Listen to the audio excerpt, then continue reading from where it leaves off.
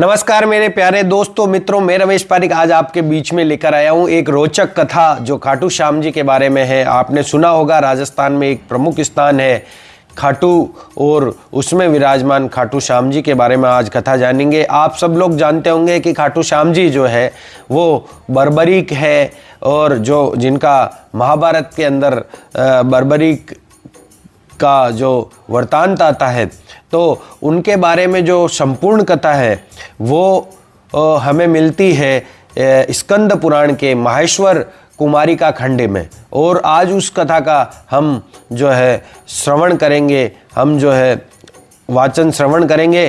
तो मित्रों दोस्तों, एक मेरा ये कथा के पीछे यही कारण है कि अधिकतर लोगों को जो है खाटू श्याम जी के बारे में पता नहीं है और उनकी महिमा के बारे में, उनकी लीलाओं के बारे में पता नहीं है, वो कौन है क्या है, तो वो जानना जरूरी है। कई लोगों के इसमें अपने अपने मत है कि मतलब वो राक्षस थे, यक्ष थे, ये थे, वो थे। तो आज हम इस कथा में संपूर्ण जो कथा है इसमें जानेंगे कि खाटू श्याम जी कौन है और उनकी कथा क्या है और इस कथा का महत्व क्या है, इसके बारे में जानेंगे। तो आइए दोस्तों मित्रों, हम चलते हैं स्कंद पुराण के माहेश्वर कुमारिका खंड में।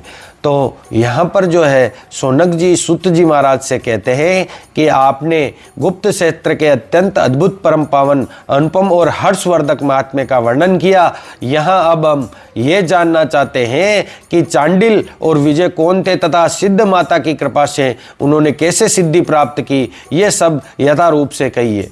तो उग्र श्रवा जो सुज्जी महाराज है, सुज्जी महाराज ने कहा कि ब्राह्मण, इस विषय में मैं श्री व्यास जी के मुख से सुनी हुई कथा कहूँगा। पहले की बात है कि पांडवों ने राजा द्रुपद की पुत्री द्रौपदी को पाकर धृतराष्ट्र की आज्ञा से इंद्रप्रस्थ नामक एक नगर बसाया। वे वहाँ पर भगवान वासुदेव से सुरक्षित होकर रहते थे। एक समय पांडव अपनी राज्यसभा में बैठकर नाना प्रकार की बातें कर रहे थे। इतने में ही भीम का पुत्र घटोत्कच वहां आया। उसे आया देख पांचों भाई पांडव तथा परम पराक्रमी श्री कृष्ण सहसा सिंहासन से उठे और बड़ी प्रसन्नता के साथ सबने घटोत्कच को हृदय से लगाया। भीम नंदन घटोत्कच जो भी अत्यंत विनीत भाव से उन सबको प्रणाम किया। तत्पश्चात राजा युधिष्ठिर ने उसे अपनी गोद में बिठाकर आशीर्वाद दिया और स्नेहपूर्वक उसका मस्तक सूंघते हुए सभा में इस प्रकार पूछा, बेटा कहाँ से आते हो? इतने दिनों तक कहाँ विचरते थे? हिडिंबा कुमार, तुम देवता, ब्राह्मण, गो तथा साधु महात्माओं का कोई अपराध तो नहीं करते हो? भगवान श्री कृष्ण में और हम लोगों में तुम्हारा प्रेम तो है ना? तुम्हारा अत्यंत प्रिय करने वाली तुम्हारी माता हिडिंबा तो खूब प्रसन्न है ना? धर्मराज के इस प्रकार पूछने पर हिडिंबा कुमार ने कहा, महाराज, मेरे मामा के मारे जाने पर मैं उसी के राज सिंहासन पर बिठाया गया हूँ और दुष्टों का दमन करता हुआ सर्वत्र विचरता हूँ। मेरी माता हिडिंबा देवी भी कुशल से है। वे इस समय दिव्य तपस्या में लगी हुई है। उन्होंने मुझे आज्ञा दी है कि बेटा तुम सदा अपने पिता पांडवों में भक्ति रखने वाले बनो। माता की ये बात सुनकर मैं भक्ति युक्त चित्त से आपको प्रणाम करने के लिए ही मेरुगिरी के शिखर से यहाँ आया हूँ। मेरी इच्छा है कि आप लोग मुझे किसी महान कार्य में नियुक्त करें, क्योंकि यही इस जीवन का महान फल है कि पुत्र सदा अपने पितृवर्ग की आज्ञा का पालन करे। इससे वे पुण्यों का फल जो है पुण्य लोक पर विजय पाता है और इस संसार में भी यशस्वी होता है। घटोत्कच के ऐसा कहने पर धर्मराज युधिष्ठिर उनसे इस प्रकार बोले कि बेटा तुम ही हमारे भक्त और सहायक हो। हिडिंबा कुमार, निश्चय ही जैसी माता होती है वैसा ही उसका पुत्र भी होता है। तुम्हारी माता हम लोगों के प्रति अविचल भक्ति रखने वाली है। तुम भी ऐसे ही हो। अहो, मेरी जो है प्यारी पतोहू हिडिंबा देवी बड़ा कठिन कार्य कर रही है, जो कि अपने प्यारे पति की सेवा का सुख छोड़कर तपस्या में ही संलग्न है। इस प्रकार बहुत सी बातें कहकर धर्मराज ने भगवान श्री कृष्ण से कहा कि पुंडरीकाक्ष, आप तो जानते ही हैं कि घटोत्कच का जन्म भीमसेन से हुआ है। ये उत्पन्न होते ही तरुण हो गया था। श्री कृष्ण, मैं चाहता हूँ मेरे इस पुत्र को योग्य पत्नी प्राप्त हो। आप सर्वज्ञ है, बताइए इसके योग्य पत्नी कौन हो सकती है। धर्मराज युधिष्ठिर के ऐसा कहने पर भगवान श्री कृष्ण ने शरण भर में ध्यान करके उनसे कहा, राजन, मैं बतलाता हूं, घटोत्कच के योग्य एक बड़ी सुंदर स्त्री है जो इस समय प्रयाग ज्योतिषपुर में निवास करती है। अद्भुत पराक्रम करने वाला जो मूर नामक दैत्य था, उसी की वह पुत्री है। मूर दैत्य बड़ा भयंकर था और पाश में दुर्ग में रहता था। वह मेरे हाथ से मारा गया। उसके मारे जाने पर उसकी पुत्री कामकंटकटा मुझसे युद्ध करने के लिए आई। वह अत्यंत पराक्रमी होने के कारण बड़ी भयानक जान पड़ती थी। तब खड्ग और खेटक धारण करने वाली उस दैत्य कन्या के साथ महासमर में मैंने भी युद्ध किया। मेरे सांग नामक धनुष से बड़े बड़े बाण छूटने लगे, परंतु मूर की पुत्री ने मेरे उन सभी बाणों को खड्ग से काट डाला। तब मैंने उसका वध करने के लिए अपना सुदर्शन चक्र उठाया। ये देख कामाख्या देवी मेरे आगे आकर खड़ी हो गई और इस प्रकार बोली, पुरुषोत्तम, आपको इसका वध नहीं करना चाहिए। मैंने स्वयं इसको खड्ग और खेटक प्रदान किए हैं जो अजय हैं। कामाख्या देवी की ये बात सुनकर मैंने कहा, सुबह मैं ही इस युद्ध से निवृत्त होता हूँ, तुम इस कन्या को मना करो। तब कामाख्या देवी ने उसे हृदय से लगाकर कहा, भद्रे, तुम युद्ध से लौट चलो। ये माधव श्री कृष्ण युद्ध में दुर्जय हैं, कोई किसी प्रकार भी संग्राम में इन्हें मार नहीं सकता। संसार में ऐसा कोई वीर ना तो हुआ है, ना है और ना होगा ही जो इन्हें युद्ध में जीत सके। औरों की तो बात ही क्या है, साक्षात भगवान शंकर भी इन्हें परास्त नहीं कर सकते हैं। बेटी, ये तुम्हारे भावी ससुर है, अतः तुम इन्हें प्रणाम करके युद्ध से हट जाओ, यही तुम्हारे लिए उचित होगा। तुम इनके भाई भीमसेन की पुत्र वधू होगी, इसलिए अपने ससुर के समान पूजनीय जनार्दन का तुम जो है आदर करो। अब पिता के लिए तुम्हें शोक नहीं करना चाहिए। इन श्री कृष्ण के हाथ से जो तुम्हारे पिता की मृत्यु हुई है वह सर्वथा स्मरणीय है, क्योंकि इनके हाथ से मरने पर अब तुम्हारे पिता सब पापों से मुक्त होकर विष्णु धाम में चले गए हैं।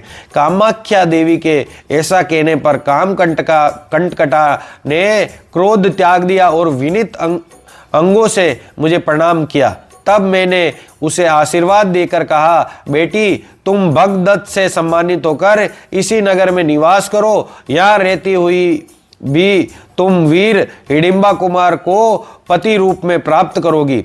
इस प्रकार आश्वासन देकर मैंने कामाख्या देवी तथा मोरवी मूरपुत्री को विदा किया। फिर वहां से द्वारका होता हुआ मैं यहाँ आकर आपसे मिला हूँ। अतः वह मूर दैत्य की सुंदर कन्या ही घटोत्कच के लिए योग्य स्त्री है। मैं ससुर हूँ, इसलिए मेरे द्वारा उसके रूप का वर्णन करना उचित नहीं होगा।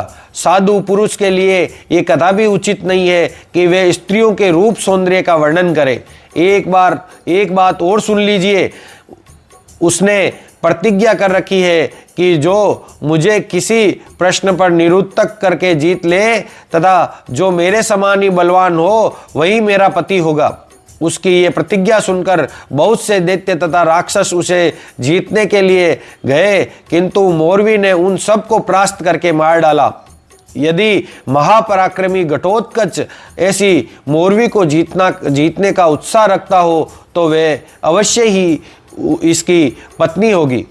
तब ये कृष्ण भगवान से सुनकर युधिष्ठिर महाराज बोलते हैं कि प्रभु, उसके सब गुणों से क्या लाभ है जब उसमें ये एक ही महान अवगुण भरा हुआ है। उस दूध को लेकर क्या किया जाएगा जिसमें विष मिला दिया गया हो। अपने प्राणों से भी अधिक प्यारे भीमसेन कुमार को केवल साहस के भरोसे कैसे इस संकट में डाल दे। ये बेचारा तो शुद्ध वाक्य भी बोलना नहीं जानता। जनार्दन, देश देश में और भी तो बहुत सी स्त्रियां हैं, उन्हीं में से किसी उत्तम स्त्री को बतलाइए।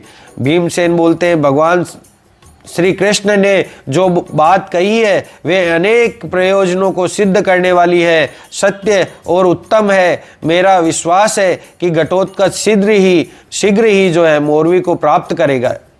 युधिष्ठिर जी महाराज की बात सुनकर भीमसेन जी बोलते हैं कि भगवान ने जो बात कही है वो जो है अनेक प्रकार के प्रयोजनों को सिद्ध करने वाली है, तो मेरा पुत्र घटोत्कच शीघ्र ही जो मोरवी को प्राप्त करेगा।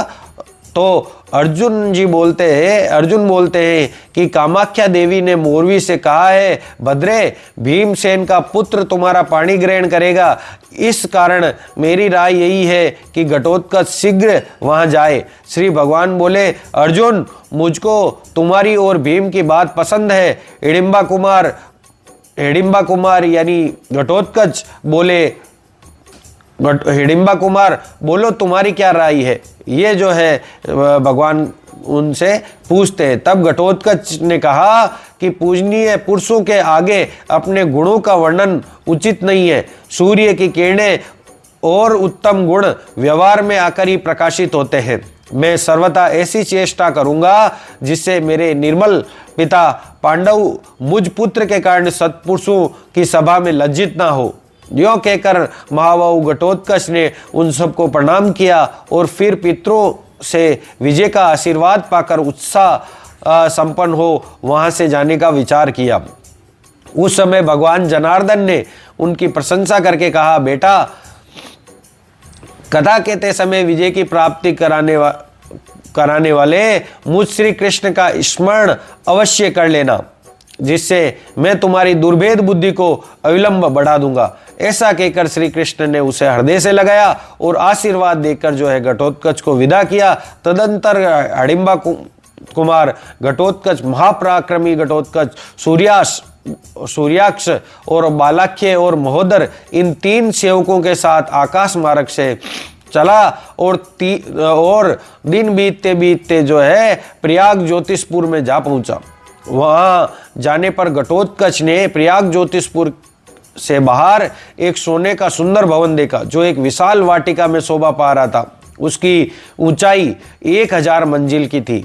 मेरू पर्वत के शिखर की भांति सुशोभित होने वाले उस भवन के पास पहुंचकर घटोत्कच ने देखा कि दरवाजे पर एक सखी खड़ी है। उसका नाम कर्ण प्रावरणा था। वीर हिडिंबा कुमार ने सरस भाषा में उससे पूछा कि कल्याणी, मूर की पुत्री कहाँ है? मैं दूर देश से आया हुआ उनकी कामना करने वाला अतिथि हूँ और उन्हें देखना चाहता हूँ। भीमसेन कुमार की ये बात सुनकर वे निशाचरी लड़खड़ाती हुई दौड़ी और महल की छत पर बैठी हुई मोरवी के पास जाकर इस प्रकार बोली, देवी, कोई सुंदर तरुण काम का अतिथि होकर तुम्हारे द्वार पर जो है आया है और उसके समान सुंदर कांति वाला पुरुष कोई त्रिलोकी में भी नहीं होगा। अतः अब उसके लिए क्या कर्तव्य है, ये आज्ञा दीजिए। तो काम कंटकटा बोली, अरे उन्हें तो शीघ्र ले आओ, क्यों विलंब करती हो? कदाचित देव की सहायता से ही उन्हीं के द्वारा मेरी प्रतिज्ञा पूरी हो जाए। मोरवी के ऐसा कहने पर दासी ने घटोत्कच के पास जाकर कहा, कामी पुरुष, उस मृत्यु रूपा नारी के समीप शीघ्र जाओ। उसके ऐसा कहने पर हंसते हुए घटोत्कच ने वहीं पर अपना धनुष छोड़कर घर के भीतर प्रवेश किया और विद्युत की भांति प्रकाशित होने वाले उस दैत्य कन्या को देखकर इस प्रकार सोचा, ओह, मेरे पितृ स्वरूप श्री कृष्ण ने मेरे लिए योग्य स्त्री को ही बतलाया है। इस प्रकार विचार करते हुए उसने मोरवी से कहा कि ओ वज्र के समान कठोर हृदय वाली निष्ठुर नारी, मैं अतिथि होकर तुम्हारे घर पर आया हूँ। अतः सत्पुरुषों के लिए जो उचित स्वागत सत्कार है वे अपने हार्दिक भाव के अनुसार करो। हिडिंबा कुमार का ये वचन सुनकर काम कंटकटा उसके रूप से विस्मित हो अपनी निंदा करके इस प्रकार बोली, भद्र पुरुष, तुम व्यर्थ ही यहाँ चले आए, जीते जी पुनः सुखपूर्वक लौट जाओ, अथवा यदि मुझे चाहते हो तो शीघ्र कोई कथा कहो। कथा कहकर यदि मुझे संदेह में डाल दोगे तो मैं तुम्हारे वश में हो जाऊंगी, उसके बाद मेरे द्वारा तुम्हारी सेवा होगी। उसके ऐसा कहने पर घटोत्कच ने एक संपूर्ण चराचर जगत जिसकी कथा है उन भगवान श्री कृष्ण का स्मरण करके कथा प्रारंभ की। मान लो किसी पत्नी के गर्भ से कोई बालक उत्पन्न हुआ जो युवा होने पर बड़ा जितेंद्रिय निकला। उस युवक के एक पुत्री हुई तथा उसकी पत्नी मर गई। तब पिता ने ही उस नन्ही सी पुत्री की रक्षा एवं पालन पोषण किया। वह कन्या जब जवान हुई और उसके सब अंग विकसित हो गए तब उसके पिता का मन उसके प्रति काम लोलुप हो गए उठा। तदंतर उस पापी ने अपनी ही पुत्री से कहा, प्रिय, तुम मेरे पड़ोसी की लड़की हो, मैंने तुम्हें अपनी पत्नी बनाने के लिए यहाँ लाकर दीर्घ काल तक जो है पालन पोषण किया है, अतः अब मेरा वह अभिष्ट कार्य सिद्ध करो। उसके ऐसा कहने पर उस लड़की ने ऐसा ही माना। उसने उसे पति रूप में स्वीकार किया और उसने उसे पत्नी रूप में। तत्पश्चात उस कामी गधे से एक कन्या उत्पन्न हुई। अब बताओ वह कन्या उसकी क्या लगेगी, पुत्री या दोहिती? यदि तुम में शक्ति है तो मेरे इस प्रश्न का शीघ्र जो है उत्तर दो। ये प्रश्न सुनकर मोरवी ने अपने हृदय में अनेक प्रकार से विचार किया, किंतु किसी प्रकार उसे इस प्रश्न का निर्णय नहीं सूझता हुआ मिला। तब उस प्रश्न से परास्त होकर मोरवी ने अपनी शक्ति का उपयोग किया। वह जो ही झूले से सहसा उठकर हाथ से तलवार लेना चाहती थी, त्यों ही घटोत्कच ने बड़े वेग से पहुंचकर बाएं हाथ से उसके केस पकड़ लिए और धरती पर गिरा दिया। फिर उसके गले पर बायां पैर रखकर दाहिने हाथ में कतरनी लेकर उसकी नाक काट लेने का विचार किया। मोरवी ने बहुत हाथ पैर मारे, किंतु अंत में शिथिल होकर उसने मंद स्वर में कहा, नाथ, मैं तुम्हारे प्रश्न से और शक्ति तथा बल से परास्त हो गई हूँ। तुम्हें नमस्कार है, अब मुझे छोड़ दो, मैं तुम्हारी दासी हूँ, जो आज्ञा दो वही करूँगी। तब घटोत्कच ने कहा, यदि ऐसी बात है तो लो, मैं तुम्हें छोड़ देता हूँ। घटोत्कच के यो कहकर छोड़ देने पर कामकंटका ने पुनः उसे प्रणाम किया और कहा, महाबाहो, मैं जानती हूँ तुम बड़े वीर हो, त्रिलोकी में कहीं भी तुम्हारे पराक्रम की तुलना नहीं है। तुम इस जो है पृथ्वी पर 60 करोड़ राक्षसों के स्वामी हो। कौन? घटोत्कच।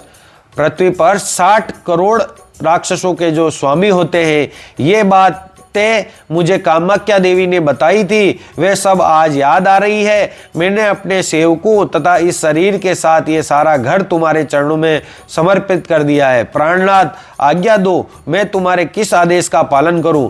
तब घटोत्कच ने कहा, मोरवी, जिसके पिता और भाई बंधु मौजूद है उसका विवाह छुपकर हो, यह किसी प्रकार भी उचित नहीं है। इसलिए अब तुम शीघ्र ही मुझे इंद्रप्रस्थ ले चलो, यही हमारे कुल की परिपाटी है। इंद्रप्रस्थ में गुरुजनों की आज्ञा लेकर मैं तुमसे विवाह करूंगा। तदंतर मोरवी अनेक प्रकार की सामग्री साथ में लेकर घटोत्कच को अपनी पीठ पर बैठाकर इंद्रप्रस्थ में ले आई। भगवान श्री कृष्ण और पांडवों ने जो है घटोत्कच का अभिनंदन किया। उसके बाद शुभ लगन में भीम कुमार ने मोरवी का पाणी ग्रहण किया। कुंती और द्रौपदी दोनों ही वधु को देखकर बहुत प्रसन्न हुई। विवाह संबंध हो जाने पर राजा युधिष्ठिर ने घटोत्कच का आदर सत्कार करके उसे पत्नी सहित अपने राज्य को जाने का आदेश दिया। महाराज की आज्ञा शिरोधार्य करके हिडिंबा कुमार घटोत्कच अपनी राजधानी हिडिंब वन को चला गया। वहां उसने मोरवी के साथ बहुत दिनों तक जो है निवास किया। तदंतर समय अनुसार उनके गर्भ से एक महान तेजस्वी एवं बाल सूर्य के समान कांतिमान बालक उत्पन्न हुआ, जो जन्म लेते ही युवावस्था को प्राप्त हो गया। उसने माता पिता से कहा, मैं आप दोनों को प्रणाम करता हूँ। बालक के आदि गुरु माता पिता ही है, अतः आप दोनों के दिए हुए नाम को मैं ग्रहण करना चाहता हूँ। तब घटोत्कच ने अपने पुत्र को छाती से लगाकर कहा, बेटा तुम्हारे केश जो है बर्बराकार यानी घुंघराले है, इसलिए तुम्हारा नाम जो है बर्बरीक होगा। महाबाहु, तुम अपने कुल का आनंद बढ़ाने वाले होगे। तुम्हारे लिए जो परम कल्याण में वस्तु है उसको हम लोग द्वारकापुरी चलकर यज्ञकुल नाथ भगवान वासुदेव से पूछेंगे। तदंतर काम कंटकटा को घर पर ही छोड़कर बुद्धिमान घटोत्कच अपने पुत्र को साथ ले आकाश मार्ग से द्वारका को गया। वहां यादवों की सभा में पहुंचकर उसने उग्रसेन, वसुदेव, सात्यकी, अक्रूर, बलराम तथा श्री कृष्ण आदि प्रधान यदुवीरों को प्रणाम किया। पुत्र सहित घटोत्कच को अपने चरणों में पड़ा देखकर श्री कृष्ण ने उसको और उसके पुत्र को उठाकर छाती से लगा लिया और आशीर्वाद देकर अपने समीप बिठाकर इस प्रकार पूछा, बेटा कुरु वंश को बढ़ाने वाले राक्षस श्रेष्ठ, बतलाओ तुम्हें सब ओर से कुशल तो है ना? यहाँ किस लिए तुम्हारा आगमन हुआ है? घटोत्कच बोला, देव आपके प्रसाद से मुझे सब ओर से कुशल ही है। आपकी बताई हुई स्त्री मोरवी के गर्भ से मेरे इस पुत्र का जन्म हुआ है। ये आपसे कुछ प्रश्न पूछेगा, उसे सुनिए, इसलिए मैं यहाँ पर आया हूँ। श्री भगवान ने कहा, बेटा मोरवी, तुम्हें जो जो पूछने की इच्छा है सब पूछ लो। तो बर्बरीक बोलता है कि आर्य देव माधव, मैं मन, बुद्धि और समाधि के द्वारा आपको प्रणाम करके ये पूछता हूँ कि संसार में उत्पन्न हुए जीव का कल्याण किस साधन से होता है? कोई धर्म को कल्याणकारक कहता है तो कोई ऐश्वर्य दान को, और कुछ लोग दम मतलब इंद्रिय संयम को, कोई तपस्या को, कोई द्रव्यों को, कोई भोगों को तथा कोई मोक्ष को ही श्रेय कहता है। पुरुषोत्तम, इस प्रकार सैकड़ों श्रेयों में से किसी एक श्रेय को निश्चित करके बतलाइए जो मेरे लिए, इस कुल के लिए कल्याणकारी हो। श्री भगवान बोले, बेटा प्रत्येक वर्ण के लिए पृथक पृथक अलग अलग उत्तम श्रेय बताया गया है। ब्राह्मणों के कल्याण का मूल है तप, दम, तप, इंद्रिय संयम तथा स्व अध्याय। मनीषी पुरुषों ने धर्म के स्वरूप का निरूपण भी ब्राह्मणों के लिए कल्याण की बात बताई है। क्षत्रियों के लिए सर्वप्रथम बल ही साध्य है, ये बात पहले ही बताई गई है। दुष्टों का दमन और साधुओं का संरक्षण भी क्षत्रियों के लिए श्रेयस्कर है। वैश्यों के श्रेय का साधन पशुपालन और कृषि विज्ञान और व्यापार है। शूद्र के लिए द्विजों की सेवा ही श्रेष्ठकर है, उसके द्वारा जीवन निर्वाह करने वाला शूद्र सुखी होता है। अथवा शूद्र भांति भांति के शिल्प कर्मों द्वारा जीविका चलावे और द्विजातियों के हित में लगा रहे। तुम क्षत्रिय कुल में उत्पन्न हुए हो, अतः अपना कर्तव्य सुनो। पहले तुम ऐसे बल की प्राप्ति के लिए साधन करो जिसकी कहीं तुलना न हो, फिर उस बल से दुष्टों का दमन और साधु पुरुषों का पालन करो। ऐसा करने से तुम्हें स्वर्गलोक की प्राप्ति होगी। बेटा देवियों की अत्यंत कृपा होने से ही बल प्राप्त होता है, इसलिए तुम बल प्राप्त करने के उद्देश्य से देवी की आराधना करो। तब बर्बरीक ने पूछा, प्रभु मैं किस क्षेत्र में किस देवी की कैसे आराधना करूं? उसके इस प्रकार पूछने पर भगवान दामोदर ने शरण भर ध्यान करके कहा, मई सागर संगम तीर्थ में जो गुप्त क्षेत्र के नाम से विख्यात है, वही नारद जी द्वारा बताई हुई 9 दुर्गाएं निवास करती है, वहां जाकर उनकी आराधना करो। बर्बरीक से ऐसा कहकर भगवान श्री कृष्ण ने घटोत्कच से कहा, भीम नंदन, तुम्हारा ये पुत्र अत्यंत सुंदर हृदय वाला है, इसलिए मैंने इसे सुहृदय ये दूसरा नाम प्रदान किया है। यो कहकर भगवान ने उसे छाती के से जो लगा लिया। इस प्रकार से जो है खाटू श्याम जी का एक नाम बर्बरीक के अलावा सुहृदय भी है। ये कृष्ण भगवान यहाँ पर उनको प्रदान करते हैं। यूँ कहकर भगवान उनको छाती पर लगा लेते हैं और नाना प्रकार के धन से उनको संतुष्ट करके गुप्त क्षेत्र में जाने का आदेश देते हैं। तब भगवान श्री कृष्ण को, अपने पिता घटोत्कच को और वहां बैठे हुए सभी यादवों को प्रणाम करके उन सब की आज्ञा लेकर बर्बरीक जो है वो गुप्त क्षेत्र को चला गया। घटोत्कच भी भगवान श्री कृष्ण से विदा लेकर अपने वन को गया और पुत्र के गुणों का स्मरण करता हुआ अपने राज्य का पालन करने लगा। तदंतर बुद्धिमान सुहृदय गुप्त क्षेत्र में रहकर प्रतिदिन क्रम के द्वारा पुष्प, धूप और नाना प्रकार के उपहारों से तीनों समय देवियों की पूजा करने लगा। 3 वर्षों तक आराधना करने पर देवियां उस पर बहुत संतुष्ट हुई और प्रत्यक्ष दर्शन देकर उन्होंने उसको ऐसा दुर्लभ बल प्रदान किया जो तीनों लोगों में किसी के पास नहीं है। तत्पश्चात वे बोली, महादूते, कुछ काल तक तुम यही निवास करो, फिर विजय की संगति पाकर तुम अधिक कल्याण के भागी होोगे। एक साधु संत महात्मा होते हैं विजय नाम के, उनकी संगति पाकर जो है तुम अधिक कल्याण के भागी होगे। देवियों के ऐसा कहने पर सुहृदय वही ठहर गया। तदंतर मगध देश के ब्राह्मण विजय वहां पर आए। उन्होंने कुमारेश्वर आदि 7 लिंगों का पूजन किया और अपनी विद्या को सफल बनाने के लिए चिरकाल तक देवियों की आराधना की। इससे संतुष्ट होकर देवियों ने स्वप्न में ये आदेश दिया कि ब्राह्मण, तुम आंगन में सिद्ध माता के आगे संपूर्ण विद्याओं का साधन करो। सुहृदय हमारा भक्त है, ये तुम्हारी सहायता करेगा। ये बात सुनकर विजय उठा और सब देवियों को प्रणाम करके जो है उसने भीम पौत्र सुहृदय यानी बर्बरीक से कहा कि तुम निंद्रा रहित एवं पवित्र हो, देवी के स्रोत का पाठ करते हुए यही रहो, जिससे जब तक मैं ये विद्या साधन रूप कर्म करूं तब तक किसी प्रकार का विघ्न ना होवे। विजय का ऐसा कहने पर महाबली बर्बरीक जब विघ्न निवारण के लिए वहां खड़ा हुआ, तब विजय ने सुखपूर्वक आनंद पर बैठकर जो है मंत्र से गुरुओं का नमस्कार किया और उसके बाद जो है उनका अष्टोत्तर शत जप करके पुण्य गुरुजनों को प्रणाम करने के पश्चात गणेश्वर विधान आरंभ किया। तो उनका जो मंत्र है उस मंत्र के द्वारा उन्होंने मतलब साधना चालू की और स्कंद पुराण में उन मंत्रों के विषय में भी जो है जानकारी प्राप्त है, लेकिन हम इस कथा में वो मंत्रों का उच्चारण नहीं करेंगे। और इस प्रकार से जो है पूर्वोक्त मूल मंत्र से चंदन, गंध, पुष्प, दीप नैवेद्य और तांबुल निवेदन करके जो है वो मंत्रों का जाप किया और अष्टोत्तर शत सहस्त्र लक्ष अथवा कोटि बार यथाशक्ति जो है उसका जप करके दशांश हवन के लिए अग्निदेव का आह्वान किया। और मतलब यहाँ पर जो ये सिद्धि का विधान आया है, ये कोई भी मतलब अपने दुखों का नाश करने के लिए ये विधान भी कर सकता है।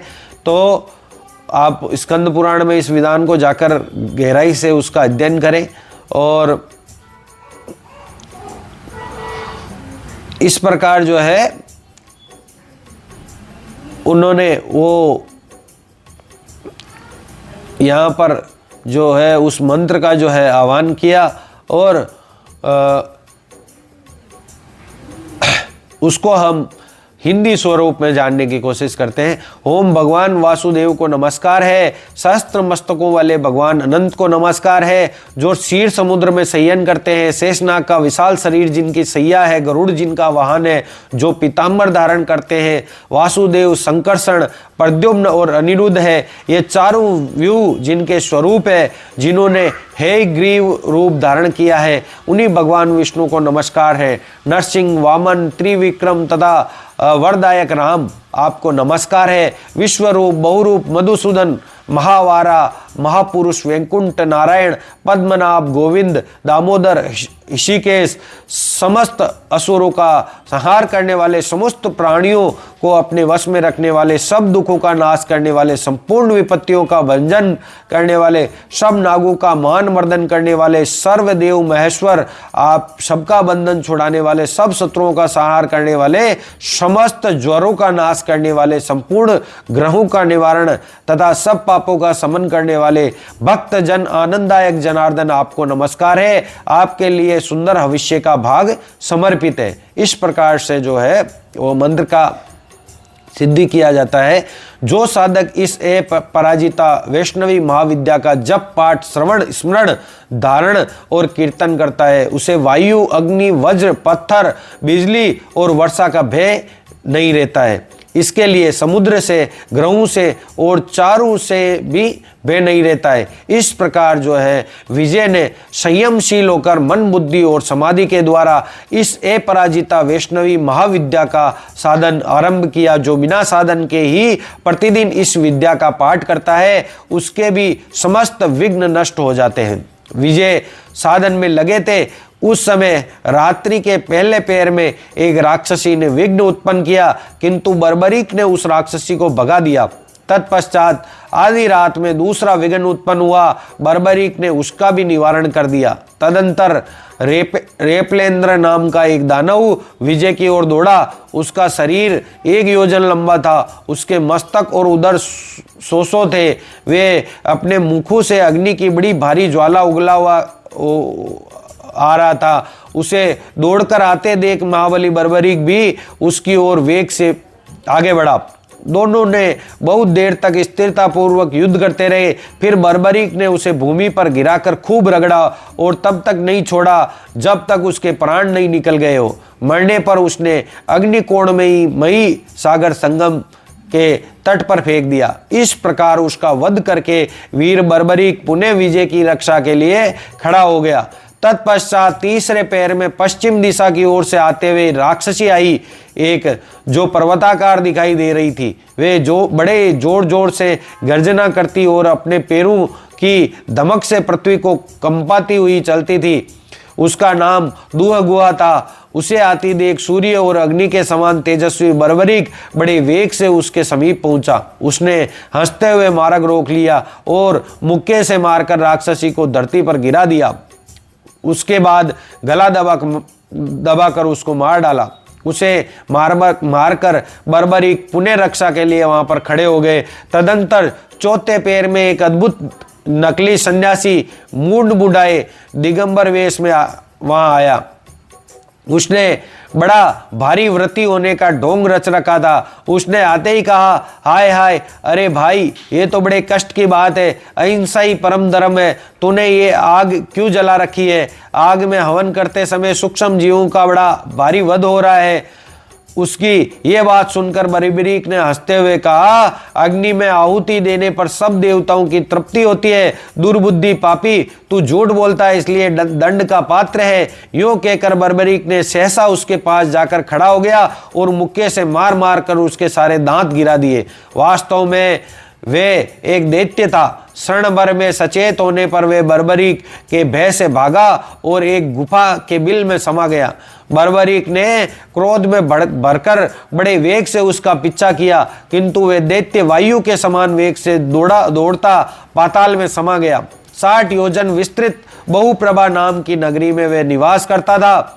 बर्बरीक वहां भी उसके पीछे पीछे जा पहुंचा। उसे देखकर पलासी नाम वाले दैत्यों में दौड़ो, मारो, काटो और फाड़ डालो आदि के रूप में महान कोलाहल मच गया। हल्ला सुनकर अनेक प्रकार के अस्त्र शस्त्र धारण किए 9 करोड़ भयानक दैत्य योद्धा वीर बर्बरीक पर टूट पड़े।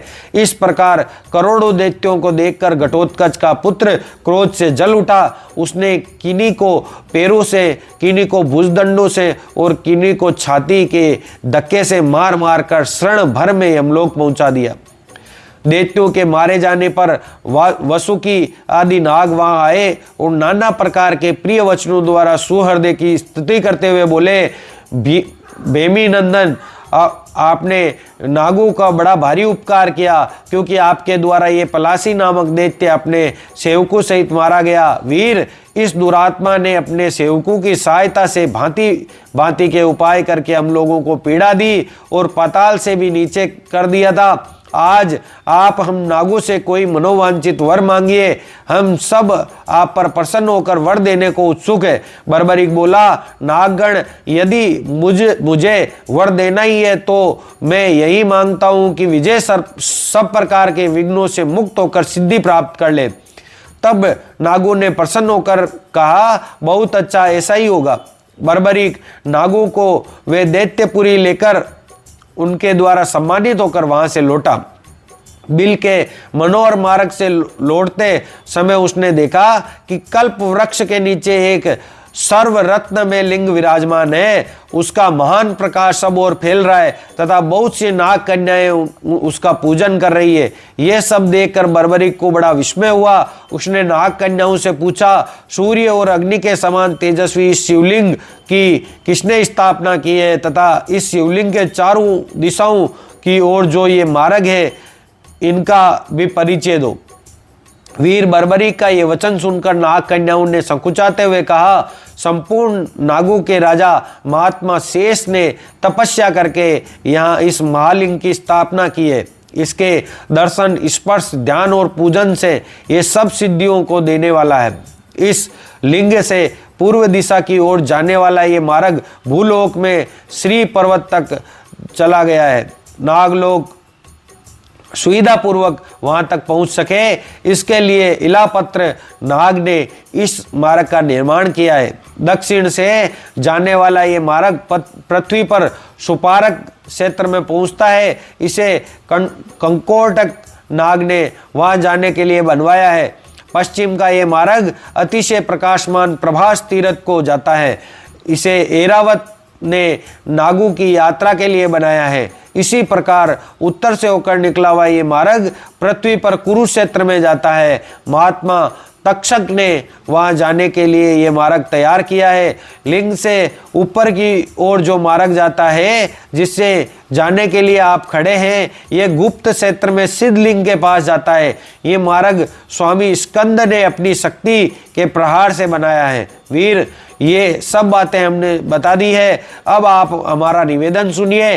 पहले तो ये बताइए कि आप कौन हैं और अभी अभी आप दैत्य के पीछे लग गए थे, अब अकेले ही लौट रहे हैं, इसका क्या कारण है? हम सब आपकी दासियां हैं और पति रूप में आपका वर्ण करती है। आप हमारे साथ यहाँ के विविध स्थानों में क्रीड़ा कीजिए। बर्बरीक ने कहा, देवियों, मेरा जन्म कुरुवंश में हुआ है। मैं पांडु नंदन भीमसेन का पुत्र हूँ। बर्बरीक मेरा नाम है। मैं उस दैत्य को मारने के लिए आया था। वे पापी दैत्य मारा गया, अतः अब पृथ्वी पर लौटा जा रहा हूँ। आप लोगों से किसी प्रकार जो है मेरा प्रयोजन नहीं है, क्योंकि मैंने सदा ब्रह्मचारी रहने का व्रत लिया है। यो कहकर बर्बरीक ने उस शिवलिंग का पूजन और साष्टांग प्रणाम किया। फिर उन सब कन्याओं को देखते देखते ऊपर के मार्ग से चल दिए।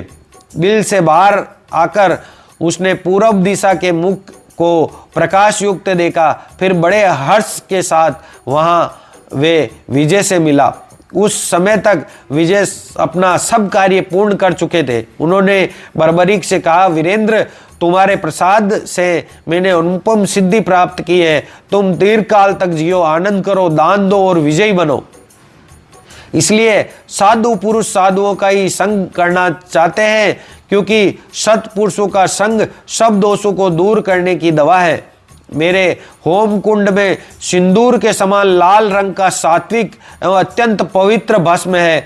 उसे हाथ में भरकर ले लो। युद्ध भूमि में इसे पहले छोड़ देने पर शत्रु के स्थान पर मृत्यु भी हो तो उसके शरीर को भी ये नष्ट कर देगा। इस प्रकार शत्रुओं पर तुम्हें सुखपूर्वक विजय प्राप्त होगी। बर्बरीक बोला, जो निष्काम भाव से किसी का उपकार करता है वही साधु कहलाता है। जो किसी वस्तु की इच्छा रखकर उपकार करता है उसकी साधुता में कौन सा गुण है? यहाँ देखिए बर्बरीक जी महाराज के जो है शब्द कितने उच्च कोटि के। अतः ये भस्म किसी दूसरे को दे दीजिए, मेरा इससे कोई प्रयोजन नहीं है। मैं तो केवल आपका प्रसन्न मुख देखना चाहता हूँ, इसके सिवा और कुछ नहीं। तदंतर देवियों सहित देवताओं ने विजय का सम्मान करके उन्हें सिद्धेश्वरीय प्रदान किया और उनका नाम सिद्धसेन रखा। यहाँ पर जो है बर्बरीक जी महाराज खाटू श्याम जी का एक नया नाम सिद्धसेन जो है वो देवियों द्वारा रखा जाता है। इस प्रकार विजय ने अत्यंत दुर्लभ सिद्धि प्राप्त की। तत्पश्चात कुछ काल बीतने पर पांडव लोग जुए में हार गए और विभिन्न तीर्थों में घूमते हुए जो है उस शुभ तीर्थ में स्नान के लिए आए। वहां चंडिका देवी का दर्शन करके मार्ग में थके मांदे होने के कारण कहीं बैठ गए। पांचों पांडवों के साथ द्रौपदी भी थी। उस समय चंडिका का गण भी वही विराजमान था। बर्बरीक ने वहां पधारे हुए पांडव वीरों को देखा, परंतु वे उन्हें पहचानता नहीं था। पांडव भी उसे नहीं पहचानते थे, क्योंकि जन्म से लेकर अब तक पांडवों के साथ उनकी भेंट भी नहीं हुई थी। पांडवों ने अपनी गठरी आदि वही खोल दी और प्यार से पीड़ित होकर जल की ओर देखा। तब भीमसेन कुंड में पानी पीने के लिए घुसे।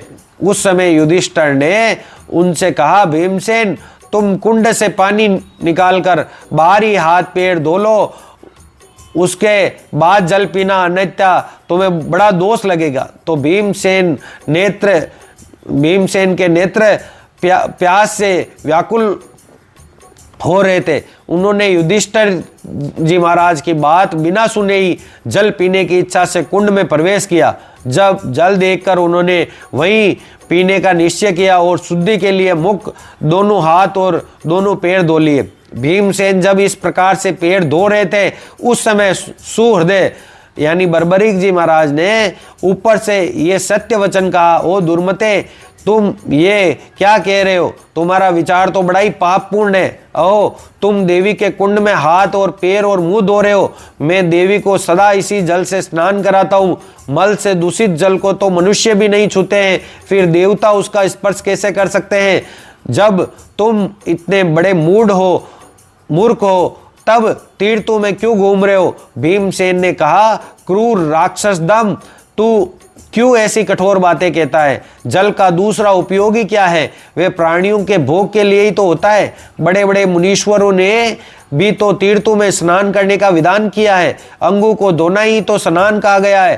फिर तू मेरी निंदा क्यों करता है? यदि स्नान और अंग प्रक्षालन न किया जाए तो धर्मात्मा पुरुष किस लिए धूर्त धर्म का अनुष्ठान करते हैं? क्यों बावड़ी, कूप और तड़ाग आदि बनवाते हैं? सुअर्द बोला, निसंदेह तुम्हारा ये कथन सत्य है कि मुख्य मुख्य तीर्थों में स्नान करना चाहिए, ऐसी विधि भी है, परंतु जो नदी आदि चर तीर्थ है जिनके जल बहते रहते हैं उन्हीं के भीतर प्रवेश करके स्नान आदि करना चाहिए। कूप, सरोवर आदि स्थानों पर जहाँ जल जो है स्थिर रहता है, स्थावर तीर्थों में तो बाहर खड़े होकर ही स्नान आदि करना उचित है। स्थावर तीर्थों में भी वही भीतर प्रवेश करके स्नान करने का विधान है जहां भक्त पुरुष देवता को स्नान कराने के लिए जल ना लेते हो, तथा जो सरोवर देव स्थान से 100 हाथ से भी अधिक दूर बनाया गया हो, उसके भीतर प्रवेश करने का भी ये एक कर्म है कि पहले बार ही दोनों पैर धोकर फिर कुंड में स्नान किया जाए, अन्यथा दोष बताया गया है। क्या तुमने ब्रह्मा जी का कहा हुआ ये श्लोक नहीं सुना? मलमूत्रम पुरुषम च श्लेषनिष्ठीवितं तदा गण्डूसमस्प्युः मुज्यन्तीं ये ते ब्रह्म हिम समा। जो जल में मल मूत्र विष्टा कप थूक और कुल्ला छोड़ते हैं वे ब्रह्म हत्यारों के समान है। इसलिए ओ दुराचारी, तुम शीघ्र जल से बाहर निकल आओ। यदि तुम्हारी इंद्रियां तुम्हारे काबू में नहीं है तो तुम तीर्थों में किस लिए घूमते हो? नादान, जिसके हाथ पैर और मन भली भांति संयम में हो और जिसके द्वारा समस्त क्रियाएं निर्विकार भाव से की जाती हो, वही तीर्थों का फल पाता है। मनुष्य पुण्य कर्म के द्वारा ही यदि 2 घड़ी भी जीवित रहे तो वह उत्तम है, परंतु उभय लोक विरोधी पाप कर्म के साथ 1 कल्प की भी आयु मिले तो भी उसे स्वीकार नहीं करे। देखो कितनी बड़ी जो बात है वो बर्बरीक जी महाराज यहाँ पर भीमसेन जी को बोलते हैं। भीमसेन जी महाराज बोलते, फिर से बर्बरीक को बोलते हैं कि कौओं की तरह कांय कांय की कर्कश ध्वनि से मेरे तो कान मेरे हो गए, और अब तू अपनी इच्छा के अनुसार यहाँ विलाप कर या चिंता के मारे सूख जा, मैं तो जल पीकर ही रहूंगा। इस प्रकार जो है भीमसेन बड़े बलशाली होते हैं और यहाँ पर थोड़ी अहंकार की भाषा वो बोलते हैं। तब सुहृदय बर्बरीक जी ने कहा कि मैं धर्म की रक्षा करने वाले क्षत्रियों के कुल में उत्पन्न हुआ हूँ, अतः किसी भी प्रकार में तुम्हें पाप नहीं करने दूंगा। हमारे इस कुंड से तो तुम शीघ्र ही बाहर निकल आओ, नहीं तो इन ईंटों के टुकड़ों से तुम्हारा मस्तक में मार मार कर चूर चूर कर दूंगा। यो कहकर बर्बरीक ने ईंटें उठा लिए और भीम के मस्तकों को लक्ष्य कर करके फेंकना आरंभ किया। भीमसेन उसके प्रहार को बचाकर उछले और सरोवर से बाहर आ गए। फिर तो दोनों भयंकर पराक्रमी वीर एक दूसरे को गुड़कते हुए आपस में गुद गए। दोनों ही युद्ध विद्या में पारंगत थे, अतः अपनी विशाल भुजाओं से युद्ध करने लगे। दो ही घड़ी में उस राक्षस के सामने पांडव भीमसेन दुर्बल पड़ने लगे। अंत में बर्बरीक ने भीमसेन को उठा लिया और जल में फेंकने के लिए समुद्र की ओर चल दिया। समुद्र के किनारे पहुंचने पर भगवान शंकर ने आकाश में स्थित हो बर्बरीक से कहा, राक्षसों में श्रेष्ठ महाबली बर्बरीक, ये भरत कुल के रत्न और तुम्हारे पिता में है, यानी तुम्हारे दादा भीमसेन है, इन्हें छोड़ दो। ये तीर्थ यात्रा के प्रसंग से अपने भाइयों तथा द्रौपदी के साथ विचरते हुए इन तीर्थ में स्नान करने के लिए आए, अतः तुम्हारे द्वारा सर्वथा सम्मान पाने के योग्य है। भगवान शंकर का यह वचन सुनकर सुहृदय सहसा भीमसेन को छोड़कर उनके चरणों में गिर पड़ा और बोल उठा, हाय मुझे धिक्कार है, ये बड़े कष्ट की बात है, बड़े कष्ट की बात है। मेरे दादा पिता में मुझे क्षमा कीजिए, क्षमा कीजिए। उसे इस प्रकार शोक करते बार बार मोहित होते देख भीमसेन ने छाती से लगा लिया और स्नेह से मस्तक सूंघकर कहा, वत्स, जन्म काल से ही ना तो हम तुम्हें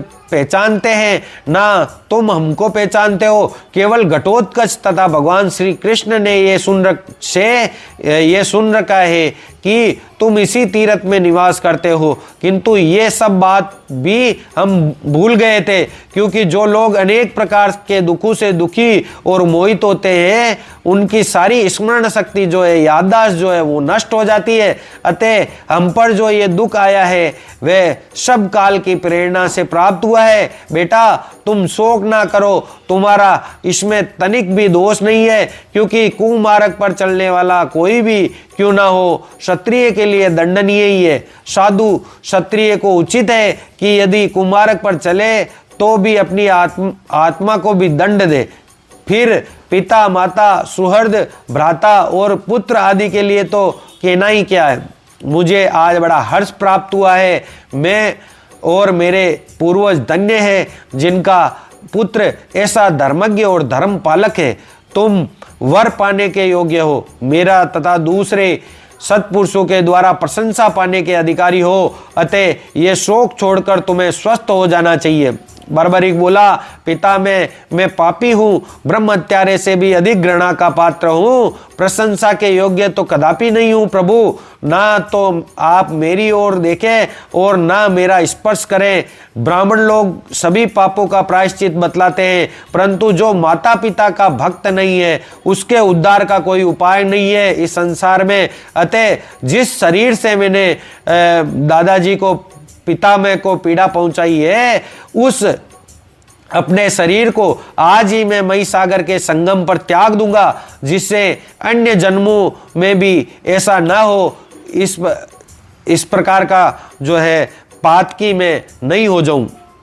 इस प्रकार से जो है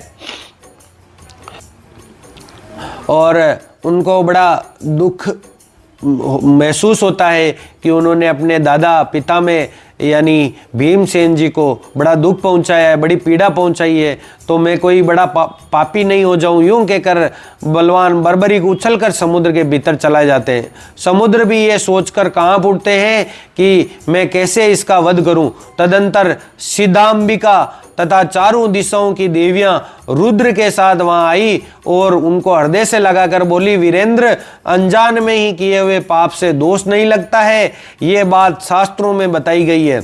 अतः अनजाने में जो किया हुआ कोई पाप है उससे दोष नहीं लगता है, अतः तुम्हें इसके विपरीत कोई बर्ताव नहीं करना चाहिए। देखो, तुम्हारे पिता में भीम पुत्र पुत्र पुकारते हुए तुम्हारे पीछे लगे हुए चले आ रहे हैं। तुम्हारी मृत्यु हो जाने पर वे स्वयं भी प्राण त्याग देने के लिए उत्सुक हो जाएंगे। वीर, यदि इस समय तुम शरीर छोड़ोगे तो भीमसेन भी शरीर को त्याग देंगे। उस दशा में तुम्हें बड़ा भारी पाप लगेगा।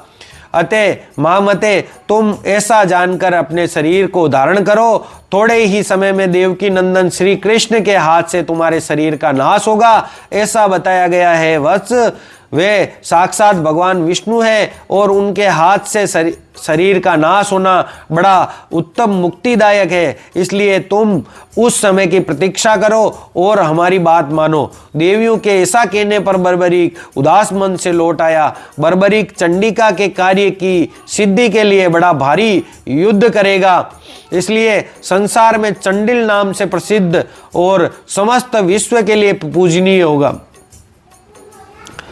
यो कहकर वहां आई हुई सभी देवियां जो है अंतर ध्यान हो गई। यहां पर जो है खाटू श्याम जी का यानी बर्बरीक जी महाराज का जो है चंडिल नाम भी बताया गया है कि चंडिल नाम से वो बड़े फेमस मतलब बड़े ही प्रसिद्ध होंगे। तो इस प्रकार से ये यहाँ पर वर्णन मिलता है। भीमसेन जी भी बर्बरीक को साथ लेकर आए और अन्य पांडवों से भी ये सारा समाचार कह सुनाया। सुनकर सब पांडवों को बड़ा आश्चर्य हुआ। सबने बार बार उसकी प्रशंसा की और आलस्य त्याग कर विधि के अनुसार तीर्थ स्नान किया। सूत जी महाराज कहते हैं यहाँ पर कि तदंतर पांडवों के वनवास का 13वां वर्ष व्यतीत हो जाने पर उपलव्य नामक स्थान में सब राजा युद्ध के लिए एकत्रित हो गए। तब महारथी पांडव भी युद्ध करने के लिए कुरुक्षेत्र में आकर स्थित हुए।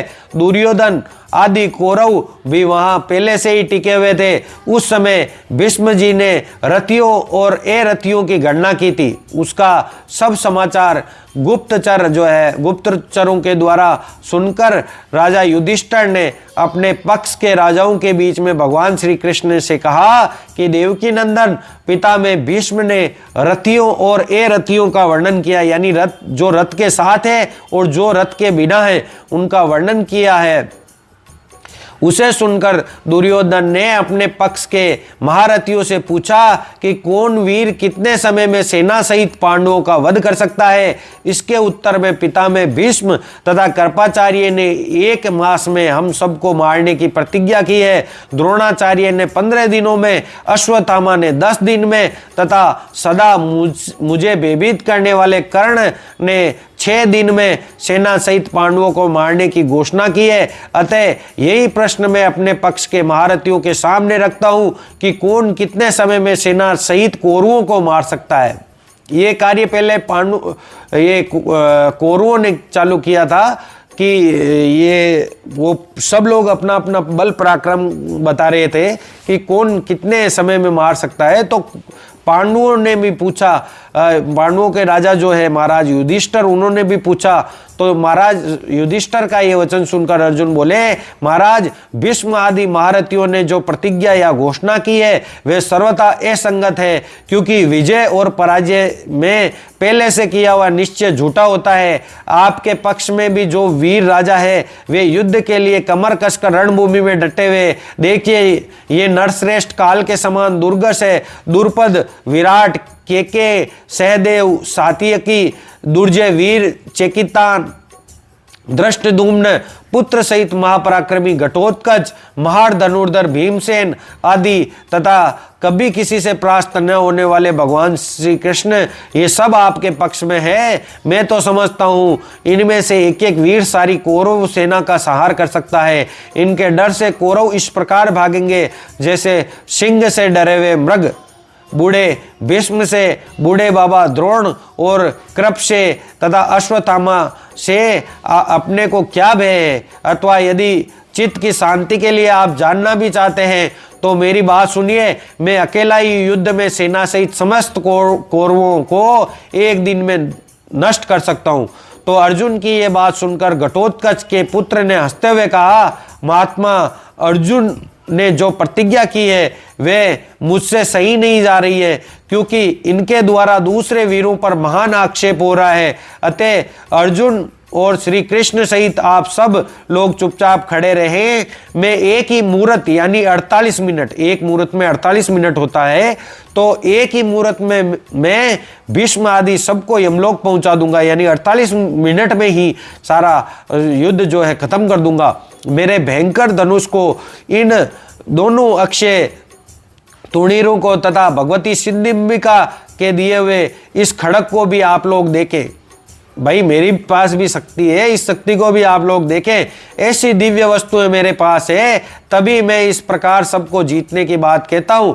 बर्बरिक की ये बात सुनकर सब क्षत्रिय बड़े विस्मय को प्राप्त हुए। अर्जुन का ये वचन सुनकर अर्जुन भी आक्षेप करने के कारण जो है लज्जित हुए और श्री कृष्ण की ओर देखते हैं। तब श्री कृष्ण ने कहा, पार्थ, घटोत्कच के इस पुत्र ने अपनी शक्ति के अनुरूप ही बात कही है।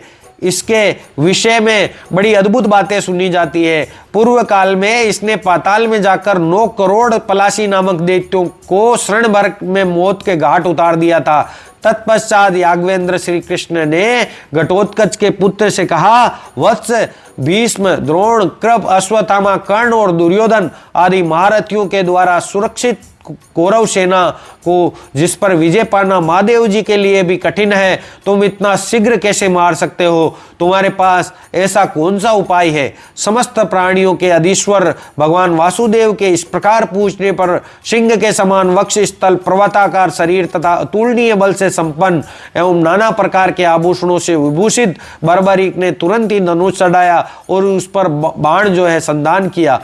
फिर उस बाण को उसने लाल रंग के भस्म से भर दिया और कान तक खींचकर छोड़ दिया। उस बाण के मुख से जो भस्म उड़ा वे दोनों सेनाओं में सैनिकों के मर्म स्थलों पर गिरा।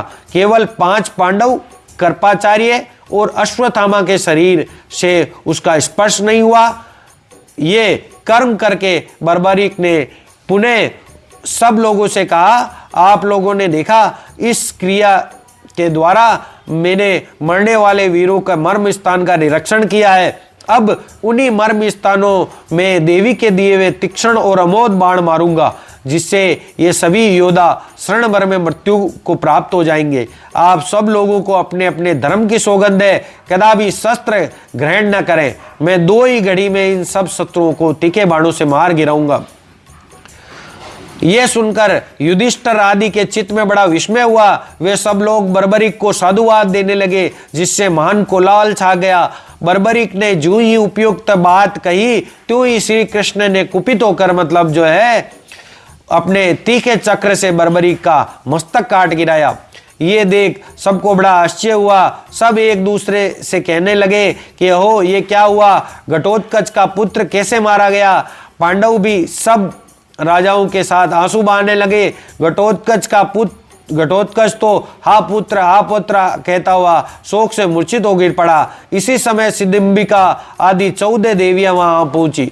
श्री चंडिका ने घटोत्कच को सांत्वना देकर उच्च स्वर में कहा, सब राजा सुने, विधिदाता भगवान श्री कृष्ण ने महाबली बर्बरी का वध किस कारण से किया है वह मैं बतलाती हूँ। पूर्व काल की बात है, मेरू पर्वत के शिखर पर सब देवता एकत्रित हुए थे। उस समय भार से पीड़ित हुई ये पृथ्वी वहां गई और सब देवताओं से बोली, आप लोग मेरा भार उतारे। तब ब्रह्मा जी ने भगवान विष्णु से कहा कि भगवान आप मेरी प्रार्थना सुने। आप ही पृथ्वी का भार उतारे। इस कार्य में देवता आपका अनुसरण करेंगे। तब भगवान विष्णु ने तथास्तु कहकर ब्रह्मा जी की प्रार्थना स्वीकार कर ली। इसी समय सूर्यवर्चा नामक यक्षराज ने, जो ये बर्बरीक होते हैं ना, उनका पूर्व जन्म में नाम होता है सूर्यवर्चा। तो सूर्यवर्चा नामक यक्षराज ने अपनी भुजा ऊपर उठाकर कहा, आप लोग मेरे रहते हुए मनुष्य लोक में क्यों जन्म धारण करते हैं? मैं अकेला ही अवतार लेकर पृथ्वी के भारभूत सब दैत्यों का संहार करूंगा। सूर्यवर्चा के ऐसा कहने पर ब्रह्मा जी जो है वो कुपित होकर बोले, दुर्मते, पृथ्वी का ये महान भार समस्त देवताओं के लिए भी दूसरे है, उसे तू मोहवश केवल अपने ही द्वारा साध्य बतलाता है। मूर्ख, पृथ्वी का भार उतारते समय जब युद्ध का आरंभ होगा, उस समय श्री कृष्ण के हाथ से तेरे शरीर का नाश होगा, इसमें संशय नहीं है। ब्रह्मा जी के द्वारा ऐसा श्राप प्राप्त होने पर सूर्यवर्चा ने भगवान विष्णु से ये याचना की कि भगवान, यदि इस प्रकार मेरे शरीर का नाश होने वाला है तो मैं एक प्रार्थना करता हूं कि जन्म से ही मुझे ऐसी बुद्धि दीजिए जो सब अर्थों को सिद्ध करने वाली हो। यह सुनकर भगवान विष्णु ने देव भाव से कहा कि ऐसा ही हो, देवियां तुम्हारे मस्तक की पूजा करेगी, तुम पूज्य हो जाओगे। भगवान के ऐसा कहने पर सूर्यवर्चा तथा आप सब देवता भी इसी पर पृथ्वी पर अवतीर्ण हुए। सूर्यवर्चा ही ये घटोत्कच का पुत्र था जो मारा गया है, अतः समस्त राजाओं को श्री कृष्ण में दोष नहीं देखना चाहिए। श्री भगवान बोले, राजाओं, देवी ने जो भी कहा है वह निसंदेह वैसा ही है। मैंने देव समाज में सूर्यवर्चा को जो वर दिया था उसका स्मरण करके ही गुप्त क्षेत्र में देवी की आराधना के लिए मैंने इसे नियुक्त कर दिया था। राजाओं से ऐसा कहकर भगवान श्री कृष्ण फिर चंडिका देवी से बोले कि देवी, ये भक्त का मस्तक है, इसे अमृत से सींचो और राहु के सिर की भांति अजर अमर बना दो। देवी ने वैसा ही किया। जीवित होने पर उस मस्तक ने भगवान श्री कृष्ण को प्रणाम किया और कहा, मैं युद्ध देखना चाहता हूं, इसके लिए मुझे अनुमति मिले। तब भगवान श्री कृष्ण ने मेघ के समान गंभीर वाणी से में कहा, वत्स, जब तक ये पृथ्वी, नक्षत्र, चंद्रमा और सूर्य रहेंगे तब तक तुम सब लोगों के द्वारा पूजनीय होगे। अब तुम इस पर्वत शिखर पर चढ़कर वहां रहो, वहीं से होने वाले युद्ध को देखना। भगवान वासुदेव के ऐसा कहने पर समस्त देवियां आकाश में जाकर अंतर्ध्यान हो गई और बर्बरीक का मस्तक पर्वत के शिखर, जो आज माउंट आबू के नाम से जाना जाता, उस शिखर पर स्थित हो गया। उसका शरीर जमीन पर था, उसका यथाविधि संस्कार कर दिया गया, मस्तक का कोई संस्कार नहीं हुआ। तत्पश्चात कौरव और पांडवों की सेना में भयानक संग्राम छिड़ गया जो लगातार 18 दिनों तक चला। युद्ध में द्रोण, कर्ण आदि सब वीर मारे गए। 18 दिनों के बाद निर्दयी दुर्योधन भी मारा गया। तब अपने बंधु बांधवों के बीच में धर्मराज युधिष्ठिर ने भगवान श्री गोविंद से कहा, पुरुषोत्तम, इस महान संग्राम सागर में आपने ही हम लोगों को पार उतारा है। हे नाथ, हे हरे, हे पुरुषोत्तम, आपको नमस्कार। भीम बहुत ही भोले थे, इन्होंने धर्मराज की ये बात भी बड़ी भारी लगी। उन्होंने तनिक सहिष्णुता के साथ में, भीम जी को जो है ये बात थोड़ी भारी लगी, तो उन्होंने सहिष्णुता के साथ में जो है युधिष्ठिर से कहा कि राजन, धृतराष्ट्र के पुत्रों को मारने वाला तो ये मैं भीम हूं, आप मेरा तिरस्कार करके पुरुषोत्तम पुरुषोत्तम के कर जो है कृष्ण की इतनी बड़ाई क्यों कर रहे हैं? धृष्टद्युम्न, अर्जुन, सात्यकी और मैं, जिन लोगों ने युद्ध में पराक्रम दिखाकर विजय पाई है, उन्हें छोड़कर आप ऐसा क्यों कह रहे हैं? भीमसेन की ये अनुचित बात सुनकर अर्जुन से रहा नहीं गया। अर्जुन बोले, भाई भीमसेन जी, राम राम, आप ऐसा बिल्कुल नहीं कहिए। आप जनार्दन श्री कृष्ण को यथार्थ जानते नहीं है। मेरे, आपके या किसी भी अन्य वीर के द्वारा शत्रु का वध नहीं किया गया है। युद्ध के समय मैं सदा देखता था कि मेरे आगे आगे जो है कोई एक पुरुष शत्रुओं को मारता हुआ चला करता था, मुझे पता नहीं वह कौन था। अर्जुन की बात सुनकर भीमसेन बोले, अर्जुन, तुम निश्चय ही बड़े भ्रम में पड़ गए हो। भला युद्ध में दूसरा कौन शत्रुओं को मारता? तथापि यदि तुम्हें विश्वास ना हो तो चलो पर्वत शिखर के ऊपर स्थित पौत्र बर्बरीक के मस्तक से पूछ ले, उसने तो सारा युद्ध देखा ही है। इतना कहकर भीम ने वहां जाकर बर्बरीक से पूछा, बेटा बताओ, इस युद्ध में कौरवों के किसने मारा है? बर्बरीक ने कहा, मैंने तो शत्रुओं के साथ केवल एक पुरुष को युद्ध करते देखा है और उस पुरुष के बाईं ओर 5 मुख थे और 10 हाथ थे, जिनमें वे शूल आदि आयुध धारण किए हुए था। उसके दाहिनी ओर 1 मुख और 4 भुजाएं थी, जो चक्र आदि अस्त्र शस्त्रों से सज्जित थी। उसके बाईं ओर के मस्तक जटाओं से सुशोभित थे और दाईं ओर के मस्तक पर मुकुट जो है जलमला रहा था। उसने बाईं ओर भस्म धारण कर रखी थी तथा दाईं ओर चंदन लगा रखा था। बाईं ओर चंद्रकला शोभा पा रही थी तथा दाईं ओर कौस्तुभमणि जो है कौस्तुभमणि की छटा छा रही थी। उस पुरुष के अतिरिक्त जो है कौरव वाहिनी का विनाश करने वाला कोई अन्य पुरुष को मैंने नहीं देखा। तो मित्रों, दोस्तों और सभी साथियों, ये जो बर्बरीक महाराज जो है ये जो वर्णन कर रहे हैं, इन्हीं का नाम जो है हरिहर है। हरिहर भगवान जो साक्षात नारायण जो हरिहर है, जो हरि और हर यानी आप समझ गए होंगे भगवान विष्णु और शंकर भगवान का एक स्वरूप है हरिहर, और वही जो है उसी स्वरूप का ये वर्णन कर रहे हैं। तो वहाँ पर जो है देवताओं की दुदुम्बियां बज उठी और साधु साधु की ध्वनि से आकाश भर गया। इससे भीमसेन भी लज्जित होकर लंबी सांस लेने लगे।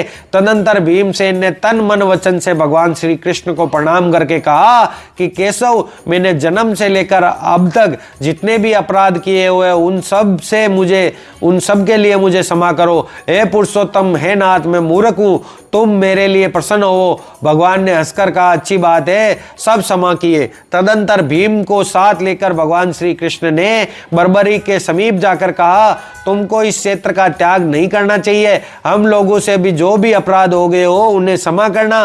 भगवान के ऐसा कहने पर बर्बरीक ने उन्हें प्रणाम किया और प्रसन्नता पूर्वक वे अपने अभिष्ट स्थान को चला गया। भगवान वासुदेव भी अवतार संबंधित सब कार्य पूर्ण करके परम धाम को पधारे। तो ब्राह्मणों और सभी श्रोतागणों, इस प्रकार से मैंने तुम्हें बर्बरीक के जन्म का वृतांत बतलाया है और गुप्त क्षेत्र का भी संक्षेप में वर्णन किया है। इस क्षेत्र का प्रमाण ब्रह्मा जी ने 7 कोश का बताया है। यह संपूर्ण मनोरथों को सिद्ध करने वाला है। इस प्रकार परम पवित्र महिसागर संगम का भी वर्णन किया गया है। जो इस कथा का श्रवण अथवा पाठ करता है वह सब पापों से मुक्त हो जाता है। यह प्रसंग बहुत ही पवित्र, पुण्यदायक, यश की वृद्धि करने वाला तथा पाप को हर लेने वाला है। जो पुरुष भक्ति पूर्वक इसका श्रवण करता है वह पुण्य का भागी होता है और प्राणनाथ के पश्चात भगवान शिव के परम धाम को जाता है। जो मनुष्य मन, इंद्रियों और संयम में रहकर पवित्र हो, इस परम धन्य यशोदायक निश्चय पुण्यप्रद मनुष्य मात्र के पाप हारक तथा उत्तम मोक्षदायक पुराण का प्रतिदिन श्रवण करता है, वे सूर्य मंडल को भेद कर भगवान विष्णु के परम धाम को प्राप्त होता है। और मित्रों, दोस्तों, इस प्रकार से जो है ये बर्बरीक जी महाराज की कथा का वृतांत जो है वो स्कंद पुराण में आता है। और मित्रों, दोस्तों, मैं आपसे यही कहूँगा कि ठीक है कि बर्बरीक जी महाराज राक्षस कुल में जो है यक्ष, पिछले जन्म में भी वो यक्ष राज रहते हैं और घटोत्कच के पुत्र होने के कारण उनकी माता जो है उनके कारण वो राक्षस के कुल में रहते हैं। लेकिन भगवान कृष्ण के द्वारा उनको जो वरदान मिला है और उनकी पूजा का जो विधान बताया गया है, भगवान विष्णु के द्वारा भी जो उनको वर दिया गया है, उसके कारण खाटू श्याम जी का जो भी आज पूजनीय है और उनको पूजने से जो है देवियाँ अति प्रसन्न होती है और देवियों के धाम की प्राप्ति होती है। लेकिन ये भी ठीक है कि वो अपनी जगह वो एक देव है और वो अपनी जगह देव है, लेकिन उनको ही भगवान श्री कृष्ण के ना, उनको ही भगवान का दर्जा, वो देवता है, वो भगवान नहीं है। और भगवान में और देवता में फर्क होता है। तो जैसे कुबेर में और विष्णु भगवान में फर्क होता है, वैसे ही फर्क यहाँ पर खाटू श्याम जी में और कृष्ण भगवान में होता है। तो कृष्ण भगवान को या राधा रानी को या भगवान को जो है देवताओं से जोड़ना और भगवान को श्री जी से, राधा रानी से जोड़ना खाटू श्याम जी को, इससे खाटू श्याम जी भी नाराज होते हैं। तो आप अपने भजनों में संयम रखें, आप अपनी भक्ति साधना में संयम रखें और पूजा करें, तो जरूर खाटू श्याम जी आपकी बात को समझकर, आपके भक्ति भाव को समझकर आपको जरूर से जो है पुण्य को और यश को प्रदान कराएंगे और धन धान्य से परिपूर्ण करेंगे। और इस प्रकार से आज की हम कथा को विराम देते हैं। आप इस कथा को सुनकर बहुत ही गहराई से मनन करें कि किस प्रकार से हमें खाटू श्याम जी को मानना चाहिए और ध्यान करना चाहिए। जय श्री राम।